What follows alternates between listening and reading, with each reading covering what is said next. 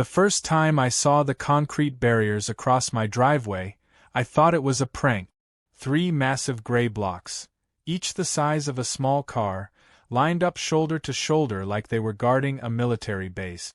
The absurdity froze me in place for a few seconds. Then I noticed the small laminated sign taped to one of them, "Community Access, Do Not Remove." Below that, in neat cursive handwriting, was her name, Karen Whitmore, President, Lakeside Meadows HOA. My wife came out holding her coffee, blinking at the scene. "Tell me this is a joke," she said. I shook my head slowly. "Nope. This is a full-scale HOA invasion." That was the moment it clicked. This wasn't random. This was Karen, escalating. She'd finally decided to make good on her threat to regulate driveway widths after losing last month's vote about repainting the curbs. I'd told her, politely but firmly, that my driveway was on private property and not subject to HOA control. Her eye had twitched. She'd smiled, the kind of smile that said, "Challenge accepted." Now she'd responded with concrete. The first call I made was to the HOA office. Their answering machine informed me they were closed for administrative review. The second call was to the sheriff's department. The deputy who arrived, a young guy named Marks, walked around the barriers, scratching his chin. "They're not technically on the road," he said. "And it looks like she claims it's for safety.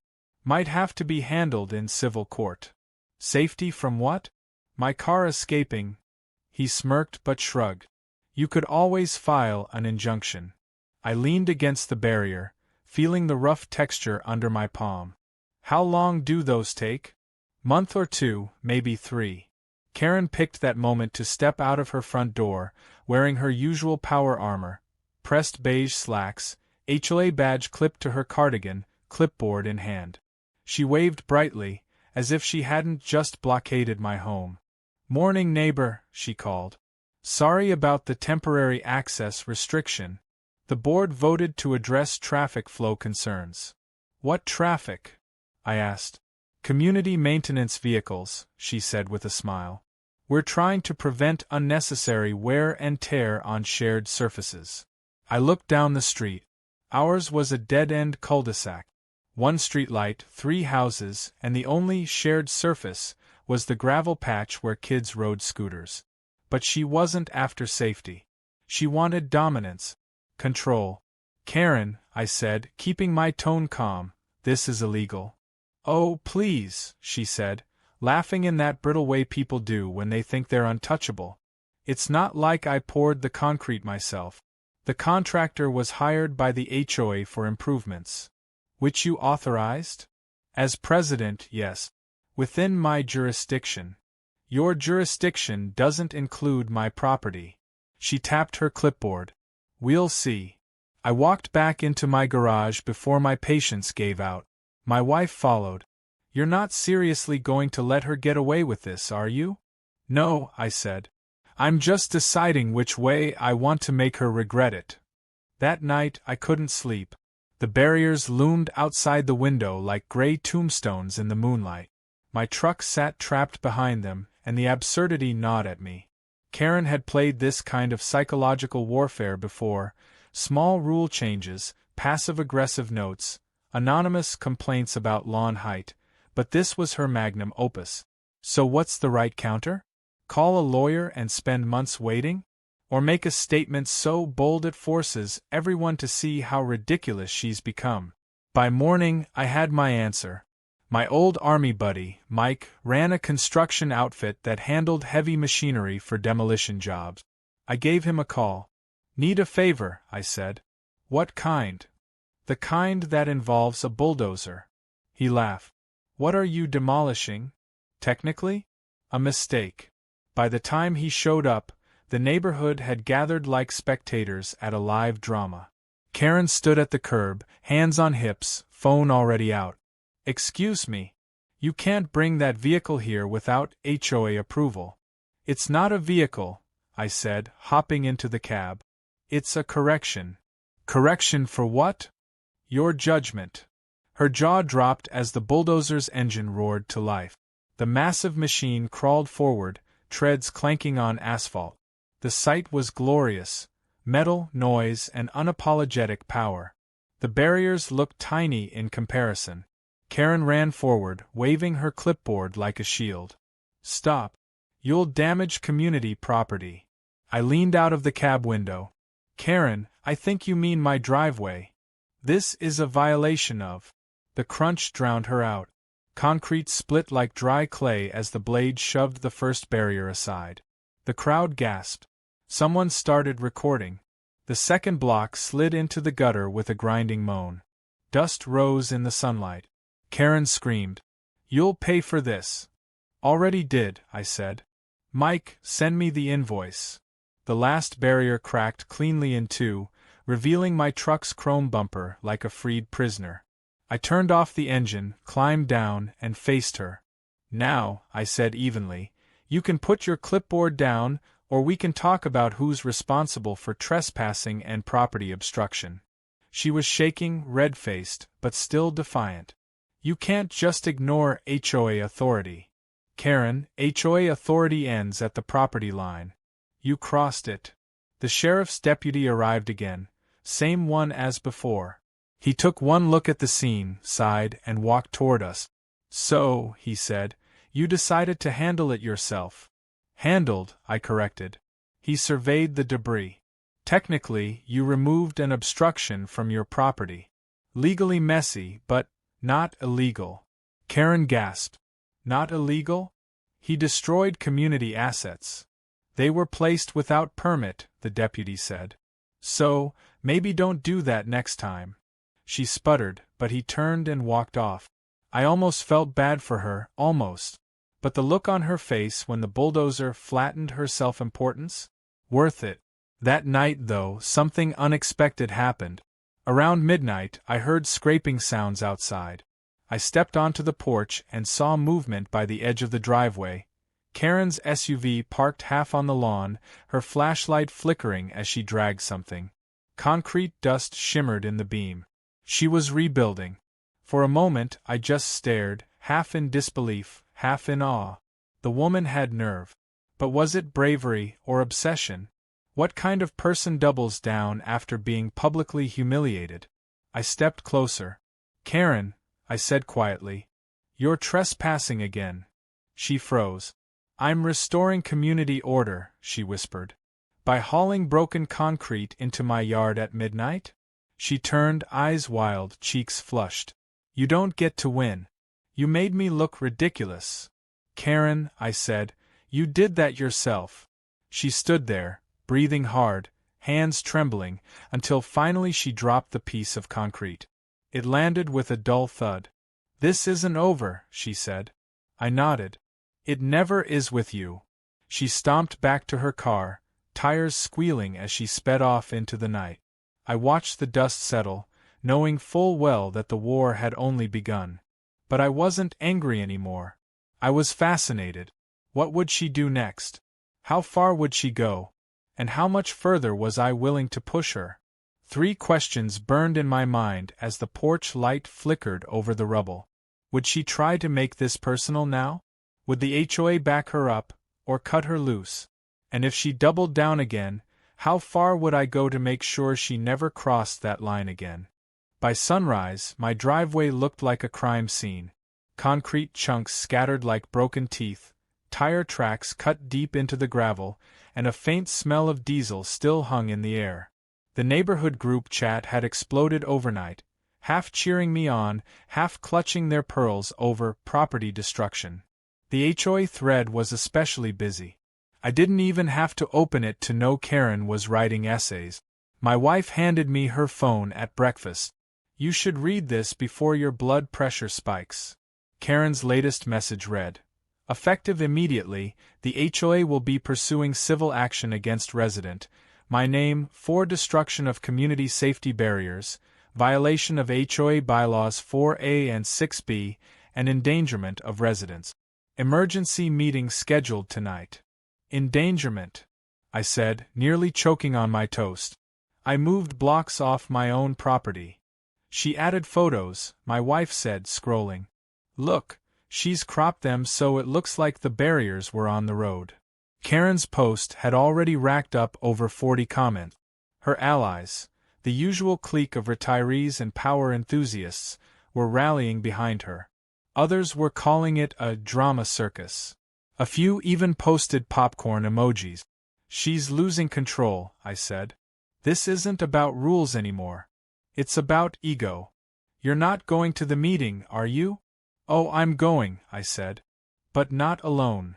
I made 2 calls that afternoon. One was to a lawyer friend named Denise, who specialized in HOA dispute. The other was to Mike, the Bulldozer guy, who, when I explained the situation, laughed so hard I thought he'd pass out. "Let me get this straight," he said between gasps. "She blocked you with concrete, you bulldozed it, and now she's suing?" "Pretty much." "I'll send you the footage," he said. "One of my crew filmed the whole thing. You'll want it." That was the moment I realized Karen hadn't just lost the legal battle, she'd lost the narrative. The video would show her barriers clearly on my side of the property line. But even better, it would show her screaming and threatening as the bulldozer calmly pushed the blocks aside. And once something like that hits the internet, the HOA court of public opinion is a lot harsher than any judge. Still, I wasn't out to humiliate her. Not yet. I just wanted to make her stop. When I arrived at the HOA clubhouse that evening, the parking lot was packed. People from nearby communities had shown up just for the spectacle. Inside, the folding chairs were full, the air thick with anticipation. Karen sat at the front table beside her 2 loyal board members. Phil, who never spoke unless told to, and Susan, who thought gossip was a governance tool. Karen looked triumphant. "Ladies and gentlemen," she began, "we're here to address a gross act of vandalism committed against this community." I raised my hand. "Against your ego, you mean?" A few people chuckled. Karen glared. "Outbursts will not be tolerated." "Neither will lies," I said, standing. "You obstructed private property." I removed it. She pointed to a printout. The barriers were community safety structures, approved by the board. "Approved by you," I said. "Without a vote." "That's within my emergency powers." "Emergency?" I asked. "Was there an incoming invasion?" Someone near the back snorted. Laughter spread. Karen's cheeks flushed red, but she pressed on. "Your reckless use of industrial equipment endangered this neighborhood." "Really?" I said, pulling out my phone. "Let's see what the neighborhood thinks." I tapped play. The video filled the projector screen. The room went silent. The footage showed the bulldozer rolling forward, the barriers shattering harmlessly on my side of the line, and Karen running toward it with her clipboard, shrieking like a banshee. Every few seconds, someone in the audience laughed under their breath. When it ended, Karen's lips tightened. "This proves nothing," she said stiffly. "Oh, it proves plenty," Denise said from beside me. "I'm attorney Denise Tran, representing Mr. Callahan. These barriers were placed in violation of property boundaries and without authorization from municipal authorities. My client is prepared to file a counterclaim for damages and harassment if this continues." Karen's face went pale. "Harassment? I was doing my duty." "Your duty doesn't include false authority," Denise said calmly.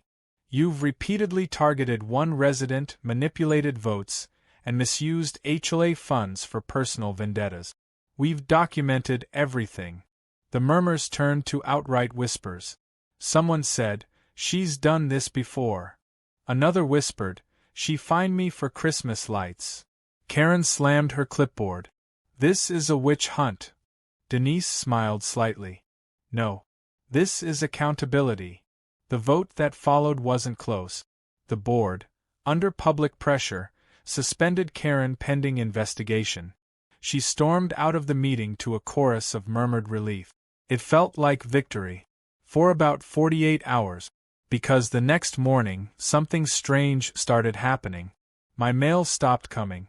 Then my trash pickup mysteriously skipped my address. The landscaping company that handled common areas started blowing leaves into my yard. When I checked my email, I found a notice. Due to pending compliance review, your community privileges have been temporarily suspended. Karen might have lost her title, but she hadn't lost her reach. By the end of the week, the petty sabotage had escalated. Someone filed a noise complaint about construction disturbances at my address at 2 a.m. when I was asleep. A city inspector showed up claiming my shed wasn't properly permitted. And worst of all, someone had spray-painted HOA terrorist across my mailbox in neon orange. That was when my wife lost her patience. "You said this was over," she said, voice trembling. "You said she'd stop." "I thought she would," I said quietly. "But apparently she's gone rogue." "Then do something." I did. I started documenting everything, every incident, every complaint, every time her little army of loyalists accidentally caused trouble near my property. Then, using my background in project management, I built a timeline that mapped all their actions. The pattern was clear. Karen might not have been officially in charge, but she was still directing her pawns. So I decided to return the favor, strategically. The next HOA board meeting came 2 weeks later. Karen wasn't allowed to attend, but that didn't stop her from lurking outside, whispering to people as they arrived. I waited until the session started before sending my email blast to every homeowner, the real story behind the concrete barriers, with video evidence. Within minutes, phones started buzzing. Heads turned. People whispered. When the board saw the footage again, along with a timeline of Karen's ongoing harassment, they voted unanimously to remove her from the HOA entirely. Her access card was revoked. Her role terminated. Her influence gone. That night, though, my security cameras caught something unexpected. Karen's SUV parked across the street, headlights off. She sat there for almost an hour, just staring at my house. I didn't move. Didn't call the police. I wanted her to know I saw her. Eventually, she drove away. I thought that was the end of it. But 3 days later, I woke to the rumble of heavy machinery again, only this time, it wasn't mine. A cement truck idled in front of my property. Workers in neon vests unloaded rebar and bags of mix. Confused, I stepped outside. "Hey," I said. "What are you doing?" "Got an order for a new sidewalk," one of them said, reading his clipboard. "Says to pour from the curb up to that line." He pointed directly across my driveway. "Who ordered it?" "Some lady from the HOA," he said. "Said it was a community repair." I stared at him. "She's not in the HOA anymore." He shrugged. "We're just doing our job." And as the chute lowered and gray slurry began pouring across the asphalt, something in me snapped, not in anger, but in cold, deliberate focus. Because if Karen wanted to play with concrete again, I'd show her what happens when I stop playing nice. But first, I had to ask myself 3 things before taking my next move. Would the HOA back me if I exposed her one last time? Would the city finally step in after this stunt? And most importantly, was I ready to make an example so big that no Karen would ever try something like this again? By the time the concrete was setting, I had already called the city inspector myself. I knew bureaucracy moves slowly, but permits leave paper trails that weren't easy to fake. When the inspector arrived, he blinked at the fresh pour and frowned. "This wasn't scheduled," he said, scanning the forms on his tablet. "Who signed off on this?" "Someone who thinks rules are optional," I said. "Or someone desperate." He looked at the property markers. "This pour crosses into private property," he muttered. "I'll file a stop-work order." The workers packed up. I felt the faint thrill of vindication, except the thrill was tight. Karen's antics had become predictable, but they were also escalating. She had moved from petty sabotage into coordinated harassment that involved other people, and that was the thing I couldn't ignore. Stopping the truck was one thing. Stopping Karen permanently would be another. I had the video, the timeline, witness statements, and an attorney's interest. What I didn't have yet was leverage that hit in the way the Bulldozer had. Visceral, public, undeniable. So I went to Plan B, quiet, surgical, slightly theatrical. First, I reinforced the perimeter of my property line. Legal posts, survey flags, and a fresh certificate from the county recorder. I had the boundary professionally documented. Next, I printed the timeline and placed copies in every mailbox in Lakeside Meadows. Emails and videos are easy to ignore. A paper in hand is harder to dismiss. People read it. I watched neighbors on their porches, flipping through pages, faces softening or hardening depending on which side of Karen they'd been on. Old grudges surfaced. Small acts of petty HOA tyranny suddenly looked different when placed together. The community's patience thinned. Then I organized a neighborhood barbecue in my yard. Not a provocation but a gathering. I bought burgers, rented tables, and sent invites under the banner "Cleanup and Cookout." The wording was innocuous, the intent was not. I wanted neighbors to reconnect outside emails and board meetings. People who eat together are less likely to be divided by petty politics. At the barbecue, Karen showed up with an ally, both wearing expressions of righteous outrage. I handed out plates and kept conversations light, but I also made sure everyone had a timeline tucked under their napkin. People shared grievances. How Karen fined a woman for Christmas lights, how she docked a gardener's pay for the wrong shade of mulch. By dusk, the mood shifted. The barbecue felt like a village reclaiming itself. Karen tried to make a speech about community standards, but she got heckled and left early. Afterwards, a few neighbors lingered on the porch. Mrs. Alvarez, a retired paralegal, said, "You could petition the county to dissolve the HOA." "Is that even possible?" I asked. "If you prove the board acted unlawfully, misappropriated funds, and failed governance, the county can step in. It's messy, but doable. Dissolving the HOA would be nuclear, transformative, and irreversible. It would free people from petty tyranny but also eliminate a structure some relied on." It wasn't a decision to make lightly. I spent the next days in motion, defensive, investigative. I interviewed neighbors over coffee, collecting short statements about fines, unannounced visits, and little injustices. A retired accountant across the street volunteered to review HOA ledgers after I brought him tea. He called within 2 days with a list of suspicious payments and phantom vendors. Denise turned those scraps into a focused, unemotional narrative for the county, precise invoices, dates, and names that left little room for spin. To rally people without preening, I organized small gatherings. An early morning coffee on the green, a Saturday yard cleanup, casual meetups where timelines could be compared off the record. What surprised me was how many stories matched up. Mysterious fines for lawn ornaments, enforcement letters missing signatures, votes that seemed to happen when dissenters weren't watching. Those coincidences started to look like a pattern. They started to look deliberate. When the county hearing arrived, Denise was surgical. She presented the ledger anomalies, the timeline of harassment, and sworn neighbor statements. The commissioners asked straightforward questions. Neighbors who had been quiet for years stood and spoke, short and steady, about petty tyrannies that accumulated into fear. The chairman leaned forward, rubbing his temple, and said, "This merits oversight."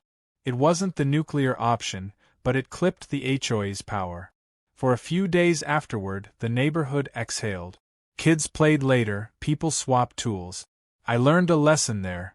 Theatrics grab attention, but steady documentation moves systems. The bulldozer had been spectacle. The documentation was the real demolition. 3 questions lingered as the neighborhood settled.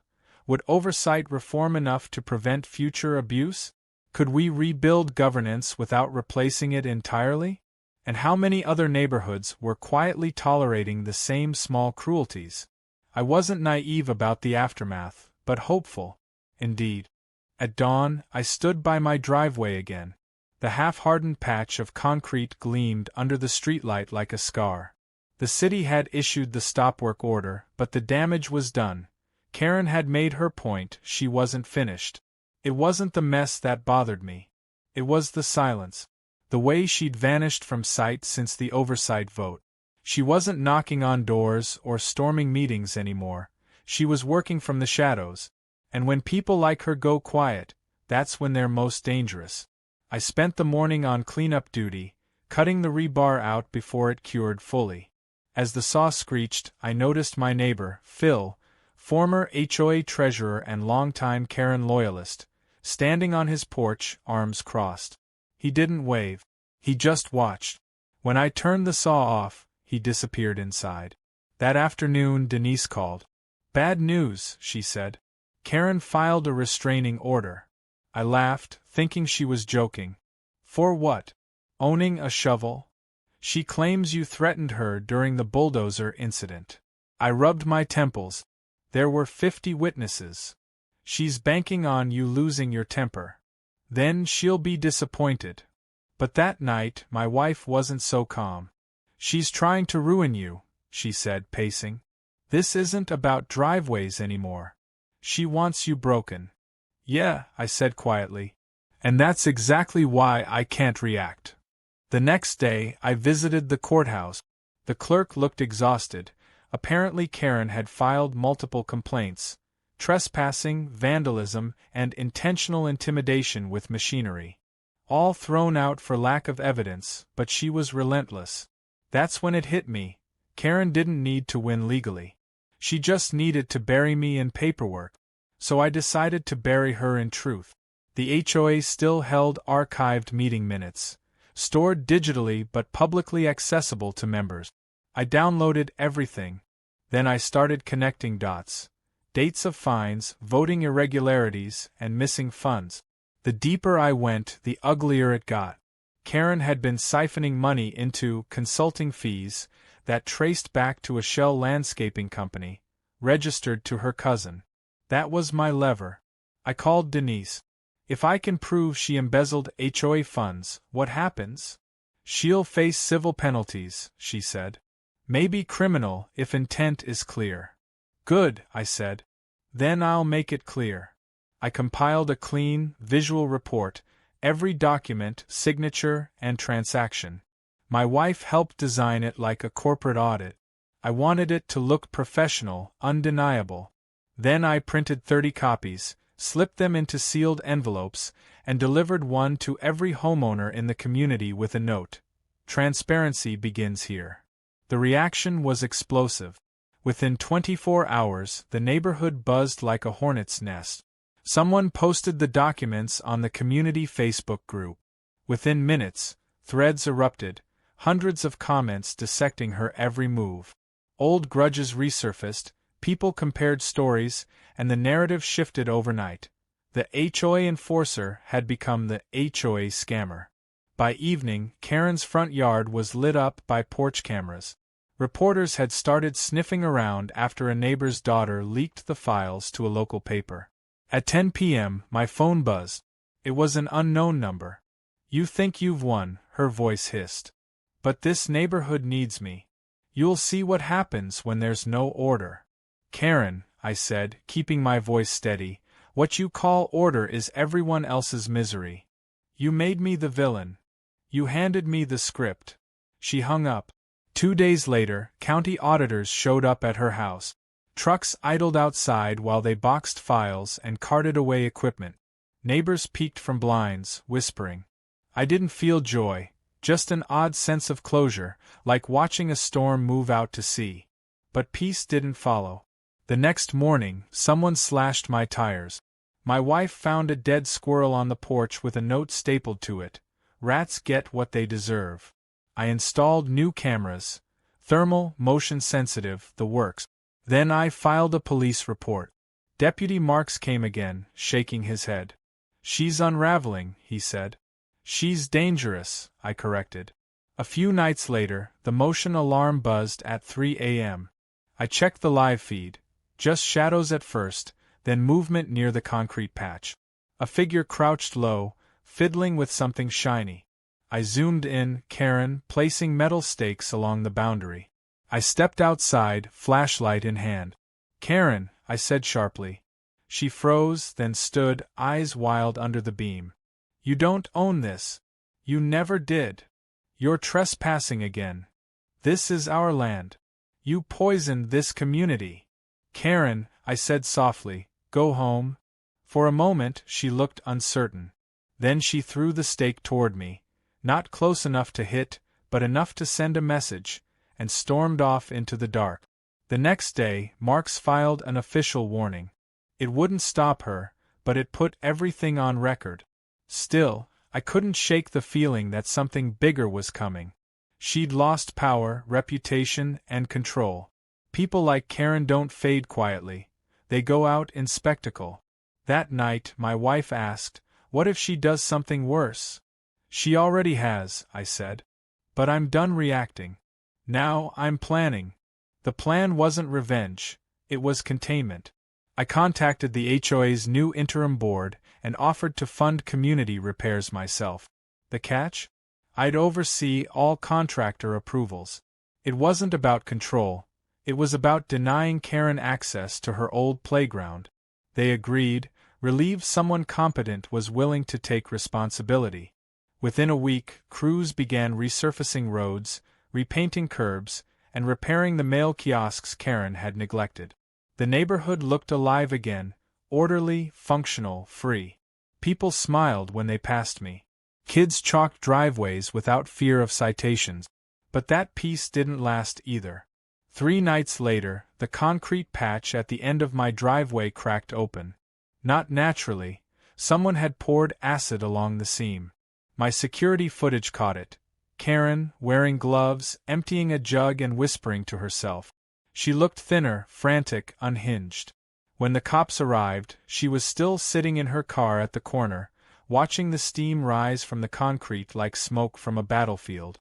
They arrested her without struggle. She didn't look angry. She looked hollow. Later, Denise called. They found HOA documents in her trunk. Dozens of them, financial records, complaint letters, even the bylaws binder. She couldn't let go, I said. No, Denise replied. She couldn't accept losing control. The county filed charges for vandalism, harassment, and obstruction. She was released on bail, pending hearing. I thought that was the end. But on the day of her court date, she didn't show. Her house sat dark, mailbox overflowing. The sheriff found her SUV abandoned near the old lake access road. Engine cold, doors locked, HOA clipboard still on the seat. For weeks, no one saw her. Some said she'd left town.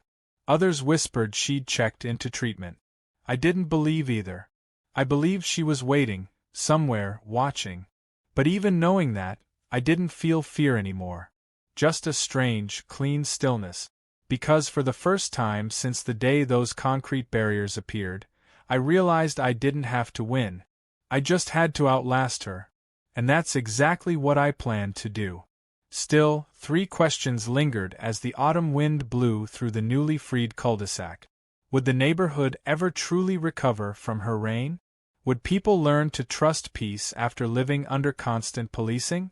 And most unsettling of all, what happens when someone like Karen loses everything except the need to prove she's right? The neighborhood was quieter than it had been in years, but the quiet didn't feel peaceful. It felt suspended, like the air before a storm. Karen's disappearance hung over everything. Some neighbors called it closure, others called it creepy. Every time a car slowed down near her old house, curtains twitched. No one wanted to admit it, but everyone was waiting for her to reappear. I told myself I didn't care anymore. I patched the acid burns on the driveway, repainted the fence, and focused on getting life back to normal. The new HOA board was cooperative, level-headed. They asked me to help draft community maintenance rules, and I agreed on one condition. No fines, only reminders. People actually smiled at board meetings now. For a while, it almost felt like a neighborhood again. Then one morning, a letter appeared in my mailbox. No stamp, no return address. Just my name printed in block capitals. Inside was a single line typed on cheap paper. You took what was mine. I read it 3 times before setting it down. The printer ink had smudged, but the tone was unmistakable. Karen. Or someone who wanted me to think it was her. I called Deputy Marks. "We're checking," he said. Could be a copycat, but given her history, we'll increase patrols. That night I didn't sleep. I sat by the window, watching headlights slide across the quiet street. I thought about the kind of person who could vanish completely but still have her fingerprints all over everyone's nerve. And I wondered if that was her real power. Not control, not the HOA, but the echo she left behind. A week later, new activity started around her house. A moving van backed into the driveway, and a young couple stepped out, Alex and Mara, newlyweds, fresh from out of state. They'd bought the property at auction. Karen's possessions were long gone, the house had been stripped bare. The couple looked happy, eager, unaware of the ghostly politics buried beneath the front lawn. They waved. I waved back, trying to seem like the kind of neighbor who didn't have Bulldozer stories attached to his name. But that night, something strange happened. My security camera pinged again. Motion detected near Karen's old house. I checked the feed. Someone had placed a small bouquet of flowers at the base of her mailbox. The next morning, the flowers were gone. I told myself to stay out of it. People grieve in strange ways, even for tyrants. But curiosity gnawed at me, and a part of me needed to know whether Karen had truly disappeared or simply gone underground. So I drove out to the lake access road where they'd found her SUV. The lot was overgrown, silent except for the hum of cicadas. No signs of her, no footprints, no answers. Just emptiness. Still, the unease followed me home. That night, I woke to the sound of engines. I looked out the window. Alex was on his porch, flashlight trembling, pointing toward the end of the street. There, parked under the flickering lamppost, was an old white SUV. The same model Karen used to drive. The plates were gone. By the time I reached him, the SUV was already backing up, tail lights disappearing into the night. "Who was that?" Alex asked. "No one you want to meet," I said. The next day we reviewed footage. The SUV's driver had long hair and a visor pulled low. Hard to tell who it was, but my gut didn't need confirmation. Karen was back, or someone obsessed enough to finish what she started. That afternoon, a new HOA notice appeared on the community bulletin board. The letterhead was fake, but eerily precise, from the desk of President Karen Whitmore. It accused the new board of unauthorized rule violations and abandoning community standards. Someone had slipped copies into mailboxes again. I called Denise. "She's baiting you," she said. "She wants to prove she still matters." "She's trespassing on existence," I muttered. "How do you fight a ghost?" "You don't," Denise said. "You expose her." Again. So I set a trap, not for revenge, but for resolution. I had cameras installed on every street corner, coordinated with neighbors to keep watch, and left a note on the fake bulletin board that read, "Meeting tonight at the clubhouse, open forum for all residents." That evening, lights filled the small hall. People showed up curious, wary, whispering about sightings. I stood at the podium, calm but alert. "We're not here to fight," I said. "We're here to make sure the past stays buried." The doors creaked open. Heads turned. Karen stepped inside. She looked thinner, paler, her hair scraped back, eyes wild and rimmed with sleeplessness. She wasn't the polished HOA president anymore. She looked like someone who'd been living out of her car. In her hands, she clutched a binder, the same one she'd used to run meetings years ago. "This community is mine," she said softly, voice trembling but sharp. "You don't get to erase me." "Karen," I said evenly, "you were removed legally. You don't have any authority here." "They lied to you," she snapped, pointing at the board. "They forged the votes. They stole the funds." "No," I said, stepping forward. "That was you. And everyone here knows it now." She opened the binder and slammed it onto a chair. "You don't understand. I built this place. Every garden, every light post. It was order. Without me, it's chaos. You built a cage," I said quietly. "And no one wants to live in it anymore." The room went still. She stared at me for a long time, then her shoulders sagged. "You ruined me," she whispered. "You destroyed my reputation. No, Karen, I said. You destroyed it the moment you thought control was the same as respect. Her eyes glistened. For the first time I saw something raw, fear, maybe grief. If I'm not the one in charge, she said, voice cracking, then who am I? I didn't answer. No one did. She backed away slowly, then turned and walked out.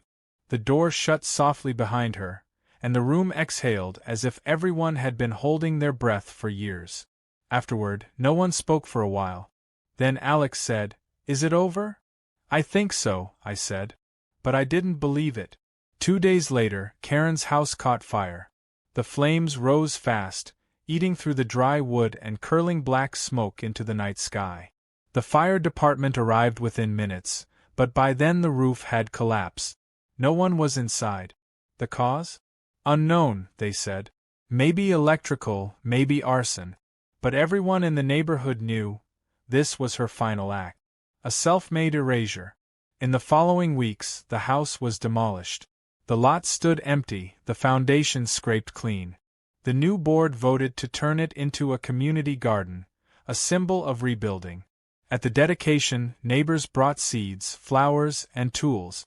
Someone hung a small sign near the edge that read, "No more barriers." I stood at the edge, hands in pockets, watching the soil being turned. My wife squeezed my hand. "You did it," she said softly. "No," I said. "We did it. She just forced us to remember what a community should be."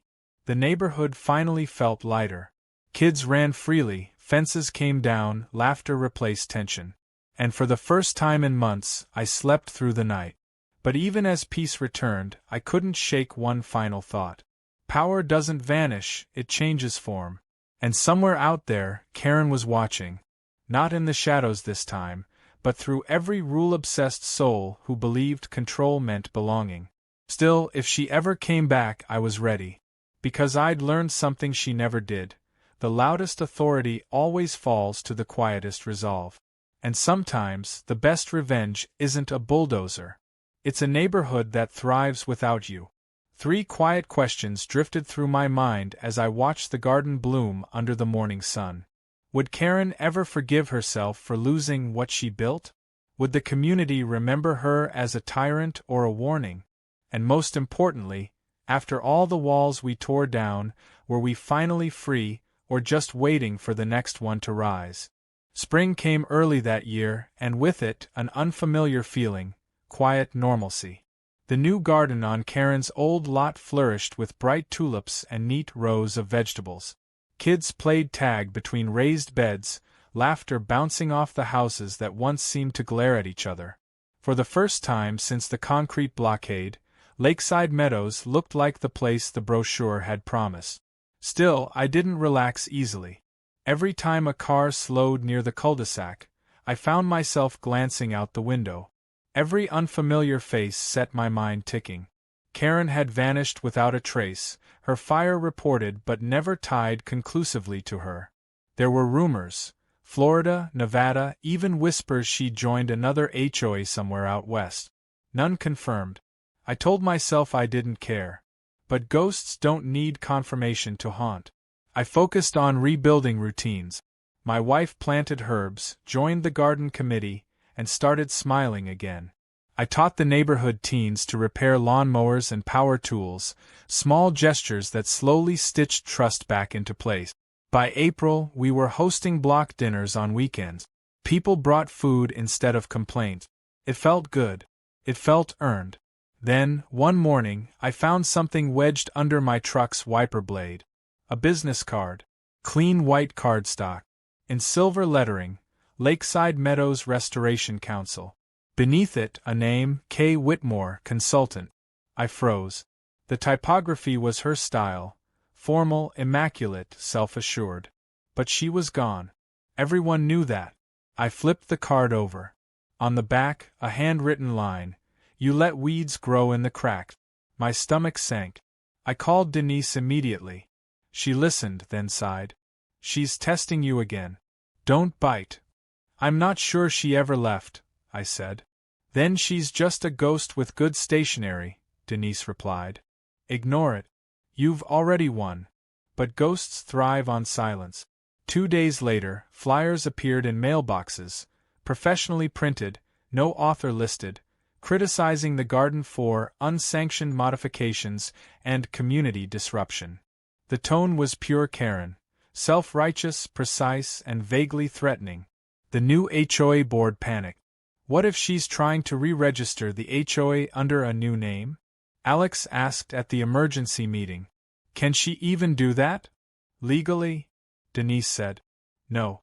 But she can confuse the county enough to cause chaos. And chaos was her specialty. The following week, landscapers refused to work without confirmation of new management. The trash company said their contract had been updated. Even the mail carrier hesitated to deliver, citing administrative confusion. Karen was waging a war of paperwork from the shadows.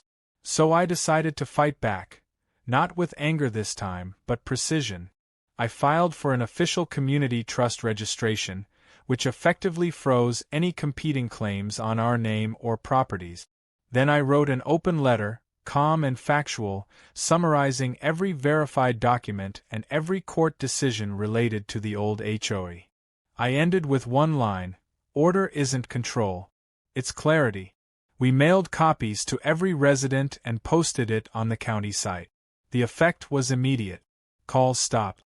Vendors returned. For the first time, Karen's phantom influence began to lose its grip. Until she made it personal again. One afternoon, I returned from the hardware store to find spray paint across my garage door, black letters, uneven but deliberate. Liar. My wife's voice shook. She's back, isn't she? Maybe, I said, or maybe someone's trying to keep her ghost alive. That night, we reviewed the camera feed. The footage showed a figure in a dark hoodie, short and stocky, moving with purpose. Not Karen, too small, too quick, but familiar. I zoomed in. The jacket had a logo, Lakeside Maintenance Crew. It hit me. Phil. Her old loyalist. I went to his house the next morning. He opened the door halfway, eyes bloodshot, expression flat. You've been busy, I said. He didn't deny it. You destroyed her, he said quietly. She just wanted things right. She wanted control, I said. She used people like you to get it. She cared, he muttered. You think anyone else does? This place fell apart without her. Phil, there's a garden growing on her ashes, I said. People are finally breathing again. He closed the door without another word. That evening, Deputy Marks came by. Phil's under watch, he said. But Karen's name still pops up in legal databases. She's been filing trademark claims from out of state. Still trying to own something she can't control, I muttered. Marks shrugged. Control's a habit some folks can't quit. Weeks passed. Each morning, I expected another message, another sign of her persistence. But none came. Instead, Phil sold his house quietly and disappeared. For a moment, I thought maybe that was it, that her last disciple had finally gone. Then, in late May, the bulldozer came back. Not mine this time. The county had scheduled a road repaving project, and when I stepped outside that morning, the machine was parked right across the spot where Karen had once built her blockade. The sight froze me, déjà vu in steel and diesel. As I watched, the driver waved. We're clearing the last of the old concrete base. When the blade bit into the soil, something metallic clanged.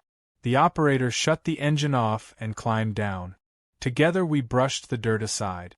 There, buried just under the surface, was a small metal box, rusted, padlocked. We pried it open. Inside were documents.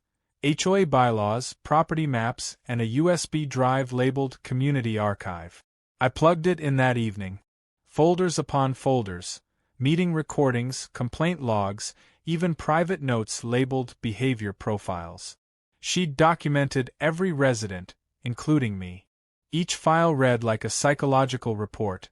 Habits, routines, weak spots. I scrolled through pages until my name appeared.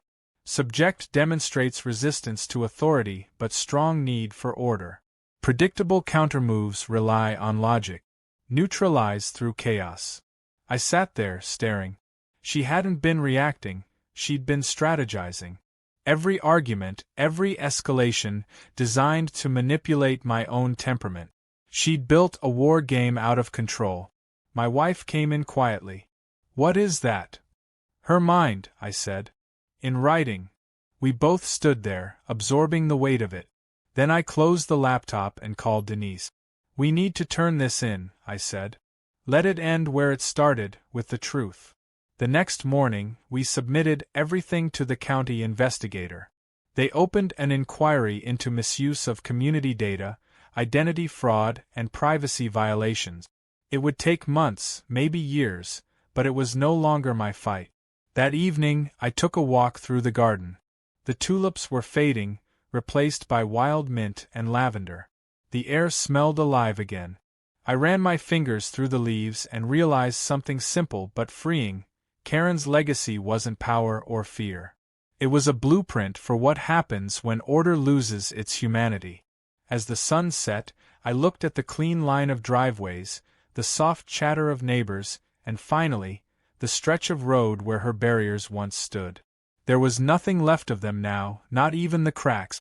3 quiet questions lingered in my head as dusk settled over the peaceful street. Had she always been fighting her own fear of irrelevance? Was my defiance just the mirror she needed to feel alive? And in destroying her control, had I accidentally inherited it, by keeping her story alive in my thoughts? Summer came heavy and hot, the kind that makes the air feel thick enough to chew. The garden hummed with life, bees in the lavender, kids chasing dragonflies between rows of mint. It had been months since I'd last heard Karen's name spoken aloud. Her house lot, now green and buzzing, seemed to have absorbed the last of her energy. Even the road where she'd built her wall was smooth and freshly paved, no trace of the battle that had once defined the neighborhood. And yet, I couldn't stop checking the mailbox each morning. Old habits die slowly when they've been fed by war. Each creak of the post flap made my chest tighten with the smallest flicker of dread, like expecting a ghost to sign her return address. But the mail that came was only normal now: water bills, flyers for lawn care, postcards from relatives.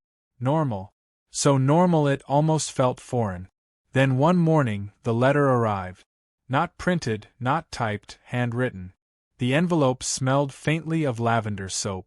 The handwriting was unmistakable, looping, meticulous, feminine. Karen's. My pulse quickened as I opened it. To the resident of 14 Lakeside Meadows, it began. By the time you read this, I'll have moved beyond your jurisdiction, both legal and personal. You'll be pleased to know your garden is thriving. It's what I wanted all along, though perhaps not in this form. There was no apology. There never would be. But there was something almost human in the next lines. I built order because chaos scared me. Rules made sense when people didn't. Maybe that was my mistake, confusing control with safety. You broke my walls, literally and otherwise. Perhaps that's what I needed. The signature was her old flourish, K. Whitmore, HOA president, retired by fate. I read it twice before folding it back up. My wife found me at the table, the letter in my hand. "Is it her?" she asked. "Yeah," I said. "Or maybe it's her goodbye." We decided to file it anyway, just in case, but I couldn't shake the feeling that this was her final move. Not a threat, not a scheme, just closure. For her, maybe even for me. Still, something in the tone stuck with me. She hadn't just vanished. She'd left a legacy, a scar written in bylaws and memories. Maybe she wasn't done reminding us that control never disappears.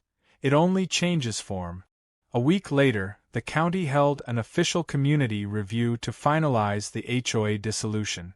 Denise attended on our behalf, crisp and professional as always. The new Lakeside Meadows Trust, our volunteer-based system, would replace the old regime entirely. No presidents, no fines, no arbitrary rules. Just shared decisions and open books. The vote was unanimous.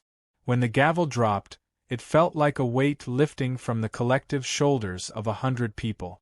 For the first time in years, everyone applauded. Not out of fear or obligation, but relief. Afterward, I stayed behind in the empty hall.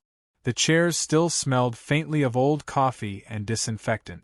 I found myself staring at the same podium Karen used to stand behind, clipboard in hand, eyes gleaming with authority.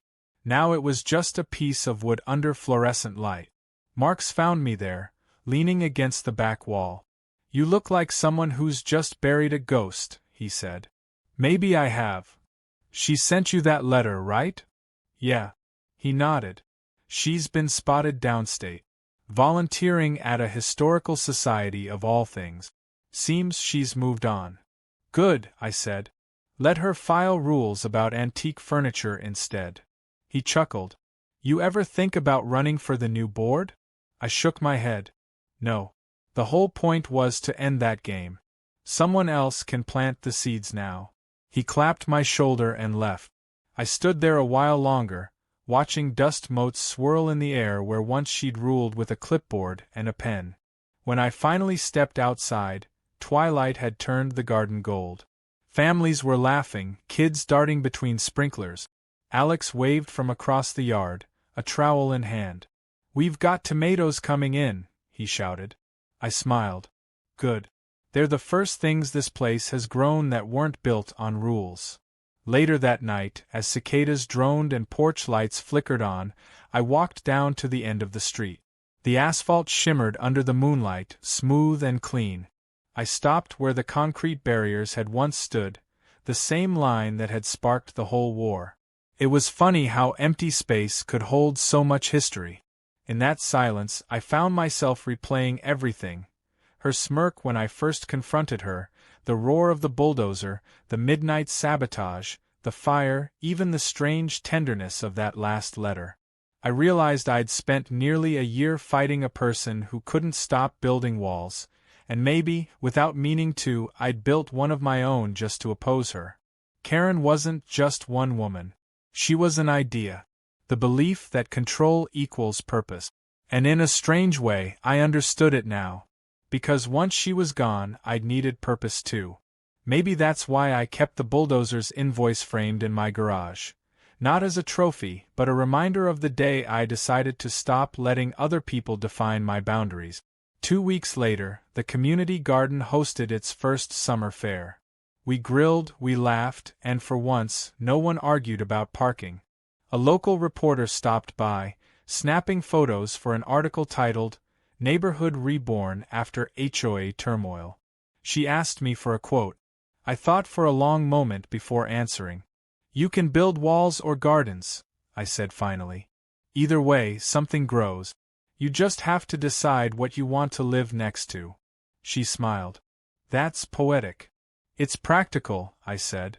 "We learned it the hard way." As the fair wound down, I sat on the edge of the new flower bed, fireflies blinking in the dusk.